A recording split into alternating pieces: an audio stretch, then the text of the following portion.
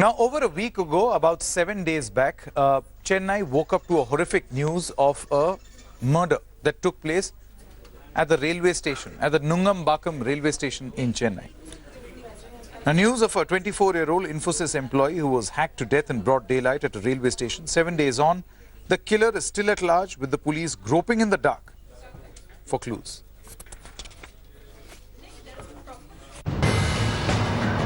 It's been 7 days since this techie was hacked to death. 7 days since this family has been pleading for justice. 24-year-old Swathi was heading to office from the Nungambakam railway station when she was brutally hacked to death. It happened in broad daylight in front of other commuters. Not one of them came to help Swathi. If anybody have courage to counter the things would have been different. A vital life could be saved. The body was remained there for more than 2 hours without attending by anybody. Even a cloth has not been spread light over the body. It's been over a week now, and the Chennai police are still groping in the dark for the identity of the killer. With no leads whatsoever, the police have resorted to desperate measures, but it's not helped their case either. This incident has taken place in the same city that's very often been termed as one of the safest cities in India. What shocked everyone is that this could happen to anyone, to you, to your friends, or even your family members. Bureau Report, India Today. Now, what is taking Chennai police so long? Clearly, there has to be something wrong as far as this case is concerned for it to be so difficult for the police to crack. Let's take a look at what is taking the police so long in investigating. Number one, there is no conclusive CCTV footage of the murder. They have a CCTV footage, but it is now being digitally remastered so that the face is visible. Reason number two, no clear motive for the crime has been established so far. So it's very hard at this moment to reason out who and why this was done. Number three, witnesses' statements provided no lead. So there were a lot of statements that were recorded, but there were no leads that were provided. And reason number four, locals have not stepped up to identify the killer. All those people who were there, they've not stepped up. Perhaps they fear for their life because of the manner in which they saw that murder, that brutal hacking. That is why not many people are now coming out, locals are coming out and explaining what they saw and describing this person. Otherwise, a normal drill usually is, let's quickly go across to Akshaya. Akshaya, the normal drill usually is that the police will speak to eyewitnesses. Every police force in this country, it has a graphic artist. They would sketch what could perhaps appear to be, the killer. This is how the killer looks. If you identify, there would have been a reward on the person and they would have gone for it. In this day and age of technology, of mobile phones, of tracking, why is the police finding it so difficult to crack this case?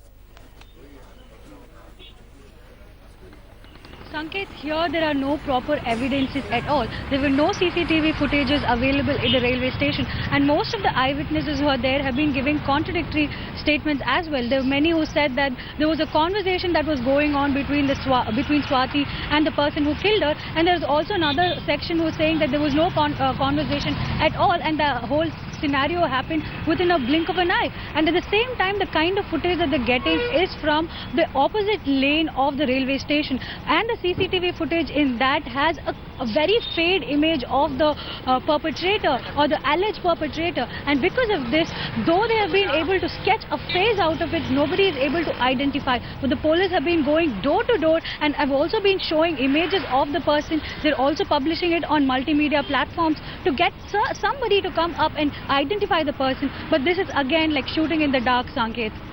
Absolutely. Akshay Nath, many thanks for joining us. Please do keep tracking all the latest details. In the meanwhile, let's also take a look at what is the reality of Chennai. Because Swathi's was not the first murder that took place. Let's pray that there is not another one. But many people are pessimistic enough or not optimistic enough to say that this is not going to be the last also. But what is the reality? Now, India Today did a reality check. Chennai has always been known to be a very safe city. But is that just a misconception? Akshaya Nath finds out how safe Chennai's suburban railway stations really are. I'm standing at the Kasturbai Nagar railway station, which is the entrance to the IT corridor in the city. This railway station is generally used by IT professionals, students and commoners. Today, I am taking the train journey to see what are the menaces, what are the issues that women face while traveling in the train. Over a week back, on June 24th, a Friday, Swathi had been at the Nungambakam railway station, and minutes before that, her father had dropped her in the station. Neither the father nor Swathi knew that that would be the last time they would be seeing her alive.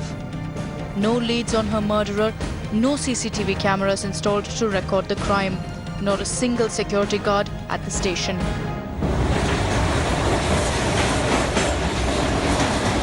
As India Today's Akshaya Nath embarked on a similar journey, this is what we found. From Kasturba railway station, I made my first pit stop at the Taramani railway station, which is a very prominent location. Unfortunately, this location has a very minimal condition.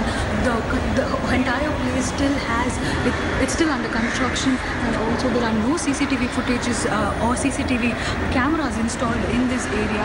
ஆனால் அதுக்கப்புறம் ஏதாவது security ஏதாவது நடக்கும் அப்படின்னு சொல்லி நாங்கள் ரொம்ப எதிர்பார்த்தோம். ஆனால் பார்த்தா நாங்கள் வரது இந்த பறக்கும் ட்ரெயின் அப்படின்னு சொல்லுவாங்க. ஆனால் அதில் பார்த்தீங்கன்னா ஒவ்வொரு ஸ்டேஷன்லேயும் யாருமே இருக்க மாட்டாங்க. ஒரு செக்யூரிட்டி யாருமே இருக்க மாட்டாங்க. We have to go to schools by I come by 6:30 over here, and it's really dark and no securities over here. There's no persons who's safeguarding us. As we continued our journey, we experienced the exact same thing at all the stations, a dungeon-like atmosphere, completely empty besides from a lone traveller. What's worse is that there's absolutely no source of help anywhere close by. இங்கே ஒரு security கூட இல்லை. என்ன நடக்கும் ஏது நடக்கும்னு வேற தெரியல. நான்லாம் வரும்போது லேடிஸ் கம்பார்ட்மெண்ட்டில் தான் வருவேன்.